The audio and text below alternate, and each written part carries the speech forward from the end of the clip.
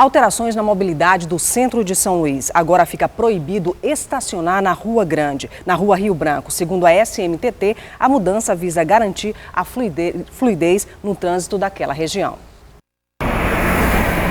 A interdição por cones está acontecendo diariamente das 5 da manhã às 8 da noite. Onde antes havia congestionamento e estacionamento desordenado, agora há fluidez no trânsito. A faixa esquerda ficou livre. Os motoristas usam as ruas transversais para estacionar. Muitos não gostaram. No momento não, né? Porque isso aí todo mundo pegou de surpresa aí, né? E a gente que estuda aqui, que depende da faculdade, não tem estacionamento, aí tudo se torna mais complicado. Aí você não pode parar porque eles vêm, querem te multar, entendeu? Eles não querem mais nem avisar, eles já querem multar já.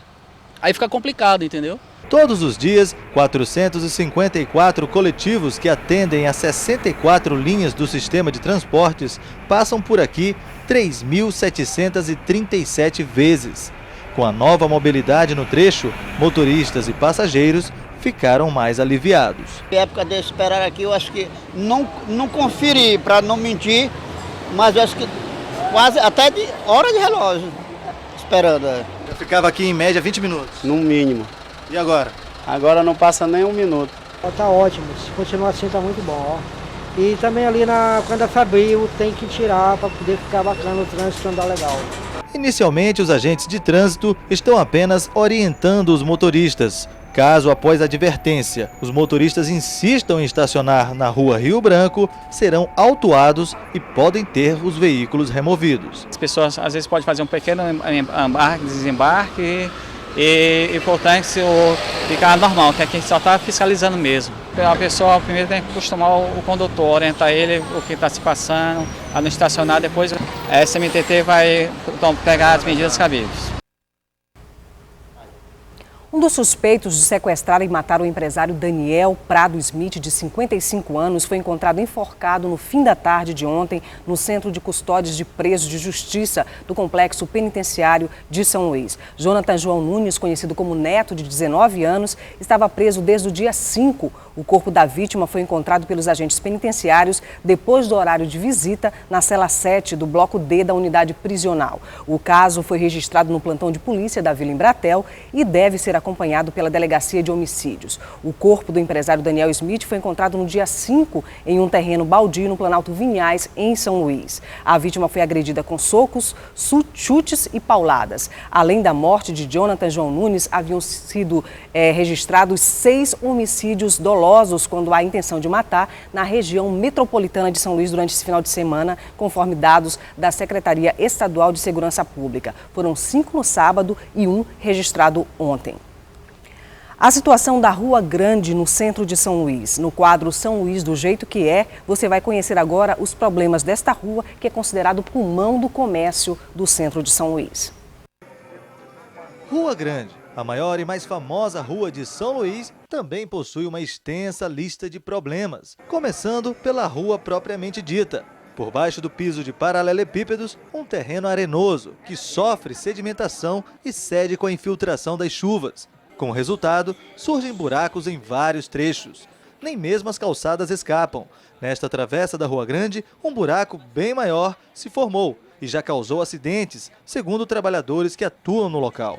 O escoamento das águas das chuvas é prejudicado pela baixa capacidade de vazão das galerias.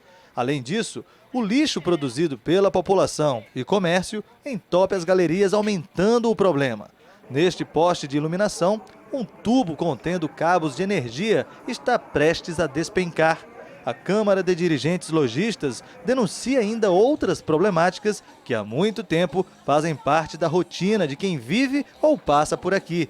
A invasão de ambulantes vendendo mercadoria contrabandeada, ocupando espaço público indevidamente, fazendo gastos de energia, prejudicando o comércio e ainda pondo em risco a saúde da população com venda de alimentos sem o menor critério de higiene. O diretor da CDL afirma que a instituição já buscou soluções junto ao poder público, mas, por enquanto, obteve apenas promessas como resposta. Nós temos conversado com a questão do comércio informal com o pessoal da Blitz Urbana, os diretores da Blitz Urbana já tem alguns projetos em andamento, mas efetivamente nada de concreto ainda foi realizado. Nós tivemos com o pessoal da SMTT também, trabalhando essa questão de carga e descarga, e estamos aí ainda fase de levantamento, estão em fase de levantamento de dados, acompanhamentos, para que possam restabelecer processo e que venham a ajudar e melhorar essa condição. Nós tivemos também a questão com eles lá também na SMTT, essa questão de tráfego aqui no grande centro, para ver se dá uma melhoria de qualidade para isso, e ficou também na proposta de apresentar a proposta num momento futuro, nada de datas definidas.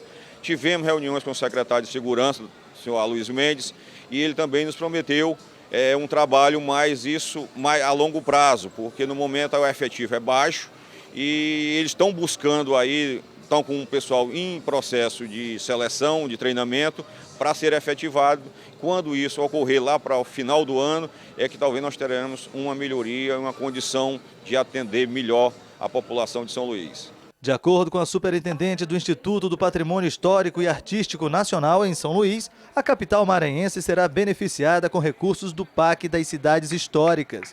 Estão previstos projetos para tornar a fiação da Rua Grande subterrânea e ainda uma reestruturação completa do plano urbanístico da Rua Grande. Nós já vamos receber agora o projeto executivo de embutimento da fiação aérea e lógica por parte da SEMAR, e o IPHAN está contratando o projeto arquitetônico. Então, nós vamos fazer a reabilitação urbana da Rua Grande em toda a sua extensão, melhorando a acessibilidade, da trafegabilidade das calçadas e do arruamento, mudando o piso, colocando iluminação adequada, equipamentos urbanos, tirando toda aquela fiação aérea, trabalhando com os letreiros, para que os letreiros estejam de acordo com as fachadas históricas, iluminação artística da rua, ou seja, fazendo com que a rua fique em condições urbanísticas de qualidade, de excelência, e que o cidadão possa usufruir aquele espaço comercial da melhor forma possível.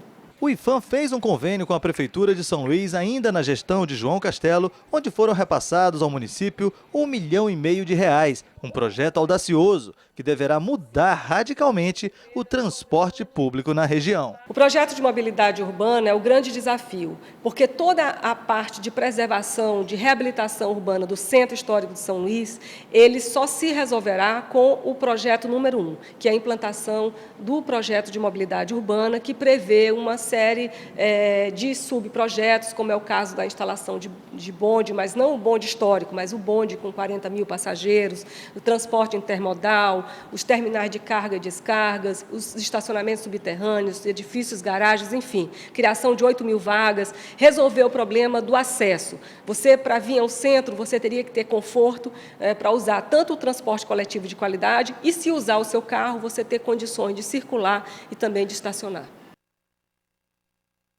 A mobilidade urbana tem sido uma pauta constante aqui na TV Assembleia, discutida em todos os programas da TV. E a gente viu no programa de hoje a situação do trânsito, das alterações no trânsito da Rua Rio Branco. Também viu agora há pouco a situação da Rua Grande, né, que deve sofrer alterações aí, um grande projeto a partir do investimento do governo federal e também contrapartida da Prefeitura de São Luís e do governo do estado. Agora a gente vai ver a situação do transporte público na capital e na região metropolitana. A Câmara de Vereadores deve instalar oficialmente a CPI do transporte público. Na semana passada a gente viu que o novo secretário, Carlos Rogério, foi para uma audiência na Câmara de Vereadores tentar evitar a instalação dessa CPI, mas pelo jeito não conseguiu. A gente vai agora ao vivo com o repórter Vones Mascarenhas, que tem mais detalhes sobre o assunto. Bom dia, Vones. Bom dia, Cristiane. A instalação da CPI deverá ser anunciada durante a sessão ordinária na Câmara dos Vereadores de São Luís. O autor da proposição, o vereador Marquinhos Silva, vai fazer o anúncio e também revelar quem vai integrar a comissão parlamentar de inquérito. O presidente da CPI deverá ser o próprio autor da proposição, vereador Marquinhos Silva, tendo como relator o vereador Marlon Garcia, Após a instalação da CPI, que deverá ser feita hoje, os vereadores vão então estabelecer que na próxima quarta-feira, dia 18, vai ter início os trabalhos da Comissão Parlamentar de Inquérito. Também na quarta-feira, os vereadores deverão iniciar os trabalhos da CPI, fazendo uma proposição à convocação dos depoimentos que deverão acontecer a partir da próxima quarta-feira. Além dos depoimentos, ofícios com pedidos de documentação entre os contratos firmados com as empresas de transporte e com a Prefeitura de São Luís deverão ser analisados. Os primeiros a serem ouvidos serão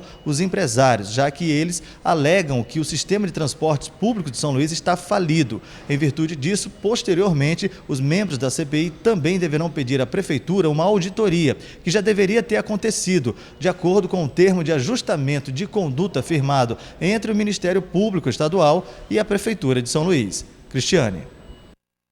Obrigada, Vânios, pelas informações.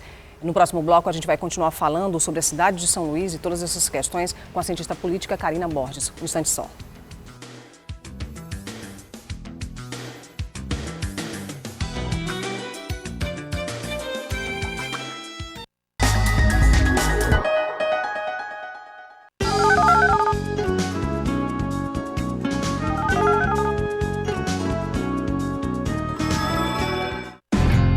Eu faço imitações de gente famosa. As aparências podem enganar, mas as digitais não. Ninguém pode se passar por outra pessoa. O recadastramento biométrico começou em várias cidades do país. É a Justiça Eleitoral tornando as eleições ainda mais seguras. Verifique se na sua cidade está acontecendo a biometria, pois quem não comparecer no prazo terá seu título cancelado. Saiba mais no site tse.jus.br. TSE, Justiça Eleitoral. Saúde na escola vai mostrar agora que a nossa alimentação merece atenção. Saúde na escola é pra toda hora cuidar da nossa visão. É a melhor lição. Participe das ações do programa Saúde na Escola 2013. Cuidados com a visão, alimentação adequada e atividades físicas. Tudo no ritmo certo. Governo Federal. Dúvidas para abrir uma empresa? Lidar com fornecedores? Controlar o dinheiro? Enfrentar a concorrência? Calma, acesse o portal de educação à distância do Sebrae. Cursos de empreendedorismo, equipe de tutores e o melhor, é grátis. O que você aprende no mundo virtual, aplica no mundo real. Acesse e inscreva-se.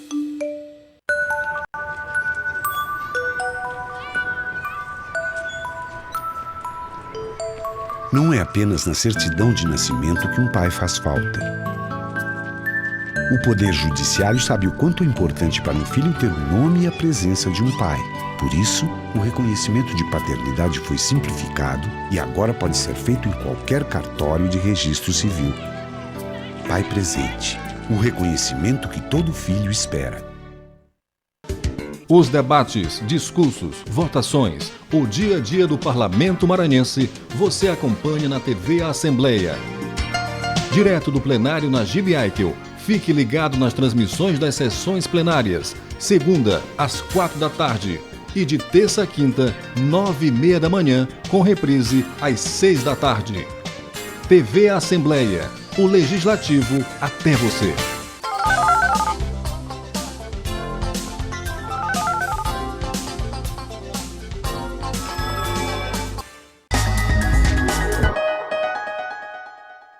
Portal da Assembleia no ar pelo canal 51.2, pela TVN canal 17 e pela internet na página da Assembleia Legislativa. A gente que faz o programa direto do plenário da Assembleia Legislativa, o coração aqui do Parlamento Maranhense. A gente vai entrevistar agora a Karina Borges, ela é cientista política e é também professora da Universidade Estadual do Maranhão. Bom dia, Karina, seja bem-vinda ao Portal. Obrigada. Bom, a gente viu aí no nosso Vivo as informações do repórter Vânios Mascarenhas tratando da CPI do transporte público, né? E na semana passada a gente viu manobras, né, políticas tentando evitar a instalação da CPI na Câmara de Vereadores, com a presença, né, do secretário Carlos Rogério, do terceiro secretário dessa administração, na área de transporte, na Câmara de Vereadores e falando, né, a fala da Prefeitura, a fala oficial da Prefeitura a respeito do transporte público. Bom, até a semana passada a CPI já tinha 10 assinaturas favoráveis dos vereadores, mas o que chama a atenção da gente é que a CPI vai começar, né, ouvindo os empresários, né, e não a população. Como é que você vê esse lugar de fala posicionada aí dentro da CPI? essa questão dos empresários serem os primeiros a serem ouvidos tem a ver com o que o transporte significa na cidade, em todas as cidades brasileiras, que é para o lucro de alguns empresários, de poucos empresários, cada vez mais em menos mãos, e não um transporte voltado para um direito de mobilidade. Um transporte público realmente voltado para a população que precisa usá-lo. Então, os empresários sempre alegam não ter lucro, não mostram as planilhas, não mostram essa caixa preta do transporte e sempre alegam que não tem lucro. Só que o transporte não é para ter lucro. O transporte urbano é para que as pessoas possam ir trabalhar, ter lazer. Tem a ver com o direito e com o serviço público, né? Uma concessão dada a essas empresas, né? É isso. Então, a CPI do transporte público fico com o pé atrás porque não vejo que essa Câmara de Vereadores tenha mesmo interesse em transparência. Nem ela mesma tem transparência, ela mesma não tem no site as suas contas mostradas, ela está querendo transparência em outro órgão. Me parece mais uma forma de abrir negociações pessoais entre vereadores e de conchavos do que realmente um interesse por transparência pública.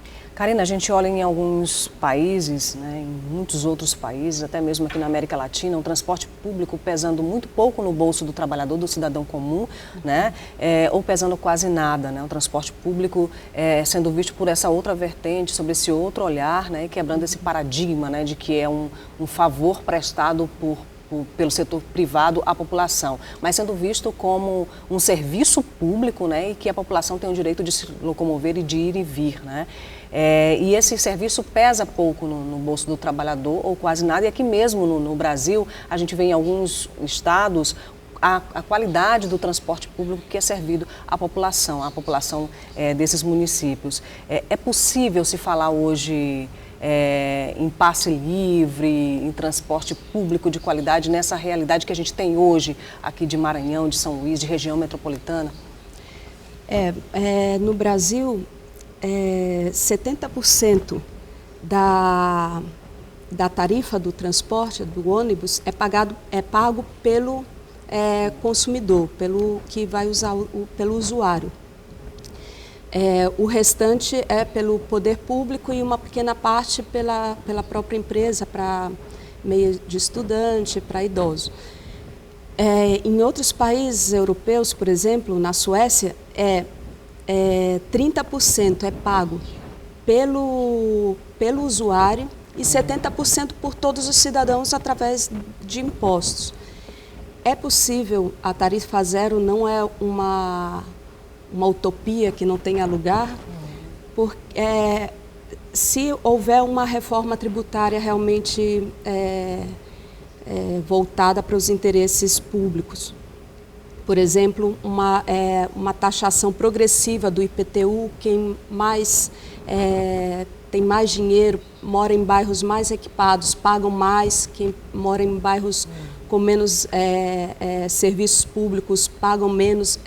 Esse imposto pode, uma parte, ir para o transporte.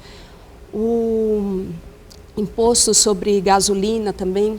Outra coisa que é importante é que no Brasil 60% fica dos impostos, da arrecadação, fica no âmbito federal, e 20 e poucos no âmbito municipal. Em outros países da Europa é o contrário, é justamente o contrário. A maior parte fica nos municípios, que é onde tem os gastos, e a menor parte no âmbito central, federal. E isso é um contrassenso quando a gente fala de políticas que hoje são extremamente municipalizadas, política da saúde, né, política da educação, que são políticas municipalizadas e que precisa, né, nesse bolo todo, né, de impostos que o cidadão paga, né, de assistência, né, e de recursos que vem desses impostos. Né? Muitas vezes essa municipalização significa que o governo federal quer se desresponsabilizar sobre isso sem dar recursos para que funcione e sem também controle da população também sobre esses órgãos, sobre essas instituições, né? Karina, você tem acompanhado aqui as discussões em São Luís que tem acontecido nos bairros da capital. Começou com o movimento de ocupação da Câmara de Vereadores. Você esteve lá, né, como cientista política e como cidadã acompanhando, né, todas essas questões. Como é que está hoje essa agenda? Me parece que é uma agenda bem diferente dessa agenda dos 401 anos de São Luís, né, dessa agenda das instituições. É uma agenda popular que está sendo colocada aí, né, e que está tendo seu lugar de fala, né? Mas me parece que precisa ter uma maior ressonância, né, esse lugar de voz da população. Como é que estão sendo esses encontros aí que estão sendo realizados durante os finais de semana? Então, todo sábado, às 4 horas, na escadaria da Nauro Machado, na Praia Grande, a gente faz a Assembleia Popular de São Luís, com vários movimentos sociais, às vezes também por demanda de movimentos sociais que vão lá pedindo para a gente fazer uma assembleia em alguns bairros, como no Itaquibacanga, o Grito dos Excluídos, que foi na Vila Cristalina. Isso é muito importante até para os movimentos sociais, para conhecer essa realidade que a gente às vezes é tão perto, mas tão longe, né, que a gente não sabe qual é a realidade, que, por exemplo, que o shopping da ilha aterrou fontes de água cristalina, por isso se chama Vila Cristalina, porque era...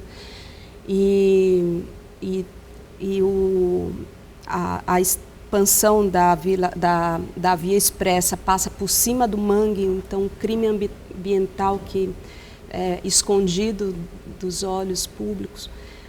E essas assembleias, então, estão servindo para juntar vários movimentos, pessoas que estavam espalhadas, estavam cada um com sua causa, demanda, né? Sua causa. Lá separada, que a própria cidade faz isso, né? A cidade não tem espaços públicos, quase não tem praça, é difícil, então, juntar... as pessoas, são só espaços privados, shoppings. Então, essas assembleias populares estão servindo para isso, para juntar movimentos, pessoas independentes também, anarquistas, pessoas de partidos de esquerda, pessoas de movimentos por regularização fundiária, por desmilitarização da polícia. Então, são muitos temas, a gente divide em GDs, em grupos de discussão, em grupos de trabalho, para discutir essas questões e ver o que fazer, né? Agora, quais são os encaminhamentos que estão sendo dados para essas questões? Né? Tem uma pauta de discussão, né? Deve haver um relatório, né, dessas discussões. Para onde é que vai tudo isso? Temos, por exemplo, advogados populares junto conosco, e a ideia é ir fazendo uma semana, um sábado lá na Nauro Machado, o outro num bairro, numa comunidade e discutindo. Também tem uma proposta de fazermos um mapa com por exemplo, todos os bairros que estão ameaçados de despejo pela especulação imobiliária. Então, vão surgindo propostas e vamos tentando. Isso com muito tempo, né? A gente sabe que não que são demandas que vão levar muito tempo, mas a gente... Como é que tem sido a participação das pessoas nessas reuniões? As pessoas têm sido chamadas, têm atendido a esse chamado, principalmente as pessoas dessa comunidade que recebe, né, essas reuniões, ela tem participado das reuniões? É difícil, porque fica mais nas lideranças mesmo, né? Assim, da população mesmo. A gente sabe que a população daqui é muito acostumada à troca de favores. O que ela está acostumada com o que é política é aquela de ir na frente de um vereador e pedir um serviço no seu bairro ou alguma coisa mais pessoal também. Então, não está acostumada que ela própria ser protagonista de exigir os direitos. É sempre como favores. Então, sabe que isso é uma cultura política muito difícil de romper, mas só se rompe praticando. E a gente tem a esperança de que as pessoas, pouco a pouco, vão se envolvendo, vão vendo que só a partir da mobilização é possível pressionar esses políticos e fazer uma outra política, né, que não seja essa dos gabinetes, essa da pessoalidade, da troca de favores. Né? Agora, Karina, na pauta da agenda de mudanças do Brasil tem aí a reforma política, né, que já é uma agenda antiga, né, uma demanda antiga do país. Você acha que essa cultura política que você fala tem que começar pelos partidos, né? A gente tem conversado muito isso aqui na TV Assembleia, né? Uma cultura que precisa mudar internamente para depois, né, partir para a população, e talvez essa mudança ela venha também de fora, né? Os próprios cidadãos exigindo que os partidos, as tomadas de posição dos partidos, e essa cultura mude também internamente. Você acha que o Brasil pode ter a reforma que precisa ou não vai ser uma reforma ainda a contento? Tem que ser uma reforma não eleitoral, né? Uma reforma política que possa garantir que as demandas da população sejam ouvidas realmente pelos governos. Porque existe aqui no Brasil o que alguns cientistas políticos chamam de PMDBismo, que é essa aliança de vários partidos e que impedem que as demandas dos movimentos sociais entrem em pauta na política. E então o que tem uma reforma política é que abrir canais efetivos de participação popular, por exemplo, o que aconteceu na Islândia. A Islândia teve 3 bancos quebraram, faliram, e eles eram responsáveis, tinham uma dívida enorme com a Inglaterra e a Holanda. E tinha a pressão desses países de que o Estado pagasse essa dívida desses bancos. A população se mobilizou muito tempo nas ruas e o presidente, eu acho que é primeiro-ministro de lá, colocou para voto aberto consulta pública, geral, universal, se iria pagar ou não essa dívida. Foi rechaçado pela população e a Islândia resolveu não pagar essa dívida. Convocou então uma nova constituinte com 1.000 cidadãos escolhidos a sorteio, então comuns, e eles tiveram um tempo para elaborar então uma constituinte. Essa constituinte é muito avançada em termos de participação popular, que pode servir de exemplos, como por exemplo o projeto por exemplo a lei de veto popular, por exemplo, que uma lei que a população rejeite, 10% da população pode clamar, pode exigir que seja por voto universal essa lei, e assim são medidas de participação popular efetiva que aconteceu lá, e essa reforma política precisa, mais do que uma reforma eleitoral, simplesmente sim abrir canais de participação popular, de soberania popular. Bom, Karina, a gente quer agradecer a sua participação aqui no Portal da Assembleia. Obrigada pelos esclarecimentos. Obrigada a você. Bom, a gente vai ver no próximo bloco o trabalho coletivo e a revitalização da cultura da mandioca na agricultura familiar. Um instante só.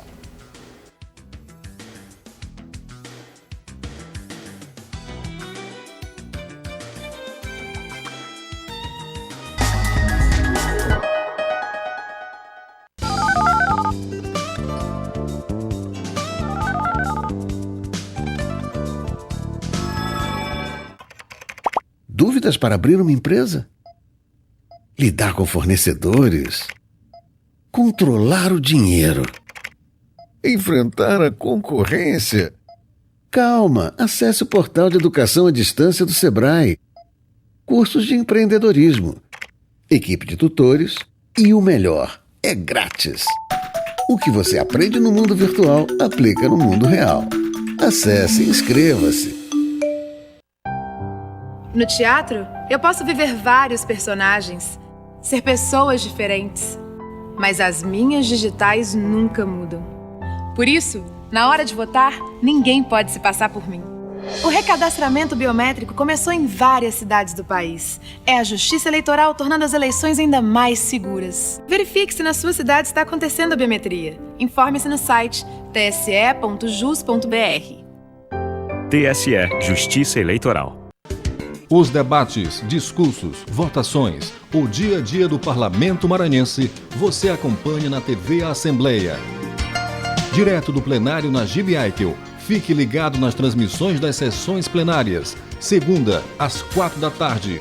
E de terça a quinta, 9h30 da manhã, com reprise às 6 da tarde.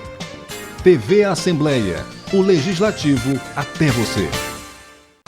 Pedestre, garanta sua segurança atravessando sempre pela faixa. Aperte a botoeira quando houver. Aguarde sempre o semáforo para pedestres ficar verde. E quando não tiver o semáforo, faça sinal para atravessar. Olhe para todas as direções e fique atento ao sinal de seta dos carros. Evite atravessar em curvas por serem locais sem visibilidade. Crianças, segurem sempre na mão de um adulto. Pedestre inteligente evita acidente.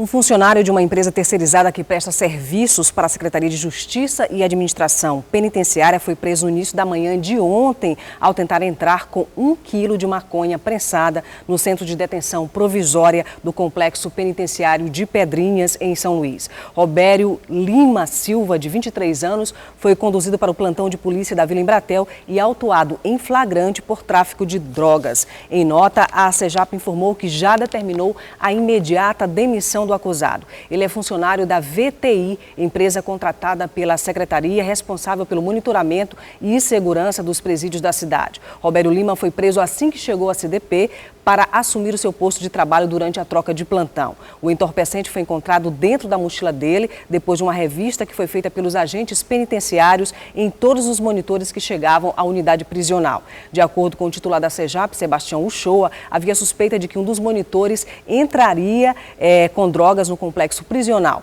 Por essa razão, foi determinada a revista dos funcionários da VTI. Ao realizar o procedimento, os agentes penitenciários encontraram o entorpecente em poder de Robério Lima.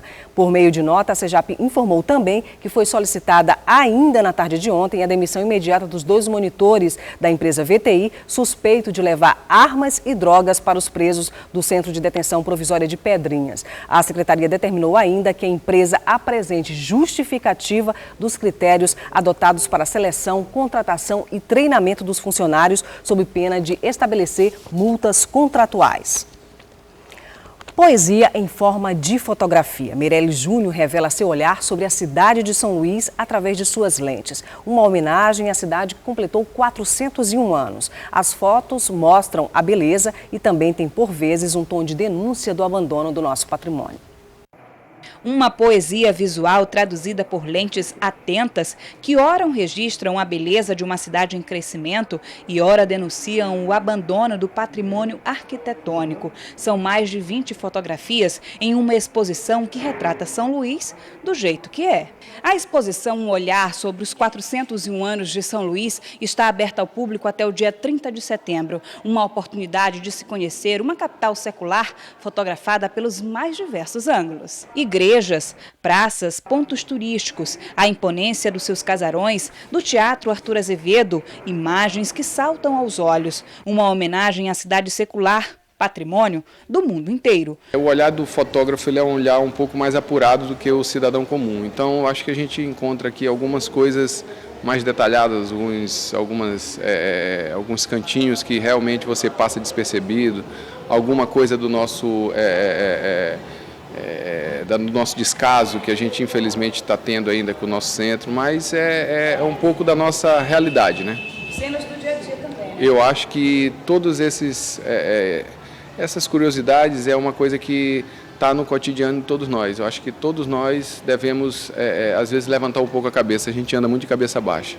No Casarão Solar dos Vasconcelos, localizado no centro histórico da capital, o fotógrafo Meirelles Júnior expõe a cidade que é musa inspiradora de muitos dos seus trabalhos. No 4º centenário da capital, Meirelles Júnior registrou as peculiaridades de povos que foram fundamentais para a formação cultural no livro fotográfico intitulado 400 anos de luz, uma luz que não tem fim.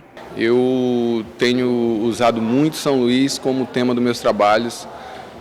Esse 4º livro, ele tem ele tem muito de São Luís, apesar de ter coisas da nossa influência francesa, holandesa e portuguesa.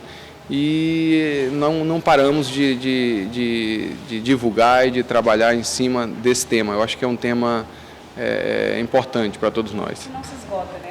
Com certeza, com certeza. É uma luz diferenciada a cada época do ano.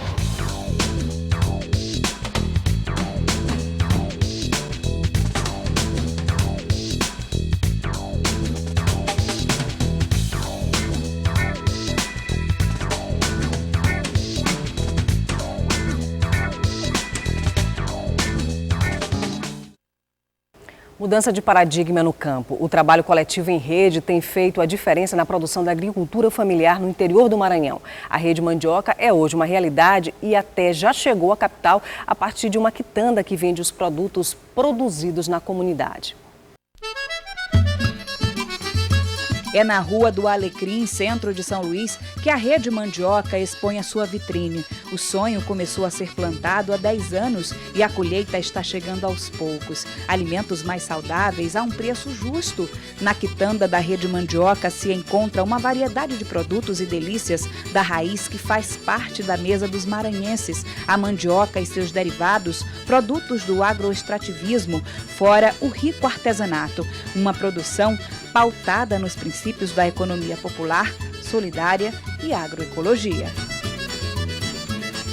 Dentro do processo da Rede Mandioca, a gente produz coisa bonita, farinha, tapioca, puba, grolado e etc., mas dentro de um processo de qualidade e de desenvolvimento sustentável local. É um projeto fantástico, né? Porque nós sabemos o quanto que o povo maranhense precisa de perspectiva de prosperidade econômica.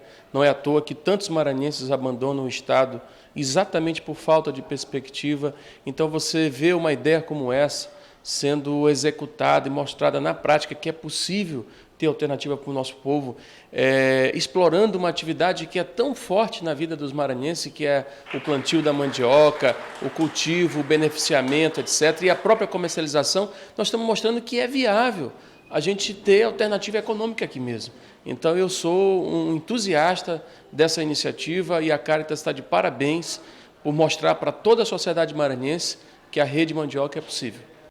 Por trás do espaço que abriga a quitanda da Rede Mandioca, são mais de 80 comunidades de todas as regiões do estado. Dar visibilidade, assistência técnica e pesquisas apropriadas é o trabalho que a Caritas Brasileira Regional Maranhão tem feito durante todo esse tempo. O centro de referência, além de potencializar o processo de formação e articulação e organização dos grupos, ele busca superar esse gargalo da comercialização. Ele vai ser uma vitrine para os produtos populares, para os produtos da Rede Mandioca, né, alcançar novos consumidores. Então essa quitanda aqui, em formato de uma boutique de produtos populares, ele pretende, de fato, ampliar as possibilidades de comercialização, tanto do ponto de vista da comercialização no varejo, como também buscar outros parceiros para comprar em maior escala. A reforma do prédio instalado na sede da Caritas passou por reformas e contou com o apoio de instituições. Além do banco assistir do ponto de vista crédito e orientação, ela participa com recursos. Então a Fundação Banco Brasil vem apoiar nesse DRS ou nesse encontro com a Caritas, para quê? Para facilitar a questão de pontos cruciais, ponto de comercialização, qualidade desse produto, fabricação desse produto, e aí, sem fins lucrativos, nós participamos com a Fundação Banco Brasil. A ideia, além de fortalecer a cultura da mandioca, é trazer para os maranhenses a sensação de pertencimento a uma identidade que é nossa. A mudança já começou. Nos campos, a mandiocultura vai construindo sonhos e semeando realidades diferentes. Depois da implantação da nossa casa de farinha ali, aí já foram implantados, na questão políticas públicas, a gente vem discutindo, nós temos uma escola de qualidade, um posto de saúde de qualidade, um campo de futebol, energia elétrica e água. Foram conquistas que foram surgindo com a formação desse pessoal, né? Formação em políticas públicas, economia popular solidária, e o pessoal está aprendendo a cobrar. Quer dizer que há uma esperança nova surgindo no campo para que as pessoas se mantenham ali. A tradicional tiquira, a tapioca, a farinha, o mel, a quitanda, que na verdade é o centro de referência em comercialização dos produtos da rede mandioca e a agricultura familiar do Maranhão, está pronto para receber o público com o aconchego de um lar. Inaugurada no dia 6 de setembro de 2013, a assessora da Caritas, Lena Machado, conta que o espaço desperta olhares e o interesse das pessoas. Então, todo mundo que entra, que está passando pela rua, que está descobrindo o espaço agora, na hora que entra, assim, tem uma expressão de surpresa, né?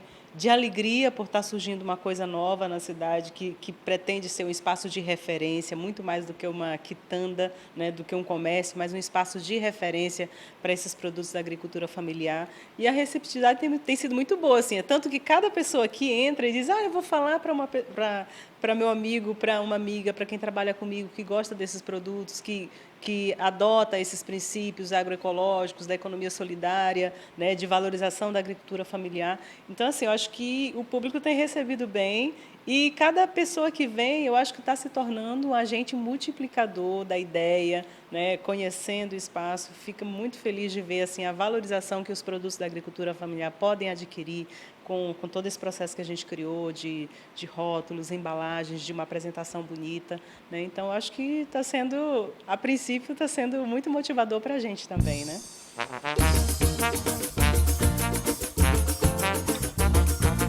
Amigo, se andas triste, vai para uma brincadeira. Se tu não quer, tem quem queira. Se tu não quer, tem quem queira. Se é por falta de dinheiro, te dou trabalho na feira. Se tu não quer, tem quem queira. Se tu não quer, tem quem queira.